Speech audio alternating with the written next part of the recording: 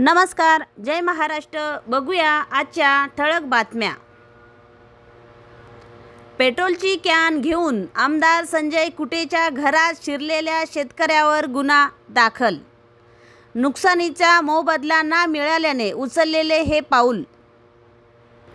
काल मध्यरात्री आमदार संजय कुटे हे त्यांच्या जळगाव जामोद येथील निवासस्थानी हजर असताना संग्रामपूर तालुक्यातील बावनवीर येथील शेतकरी विशाल मुरुड याने संजय कुटे यांच्या निवासस्थानाच्या परिसरात प्रवेश मिळवला व हातात पेट्रोलची कॅन घेऊन मला अतिवृष्टीमुळे झालेल्या नुकसानीचा मोबदला अद्याप न मिळाल्याने मी आमदाराचा बंगला जाळून टाकतो असे म्हणत पेट्रोलची कॅन घेऊन बंगल्याच्या प्रवेशद्वाराकडे जात असताना कुटे यांच्या स्वीसहाय्यक यांनी त्याला पकडून पोलिसाच्या स्वाधीन केलं।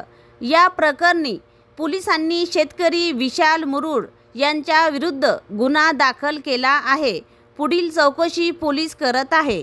मी AP न्यूज महाराष्ट्रासाठी पूजा कायंदे।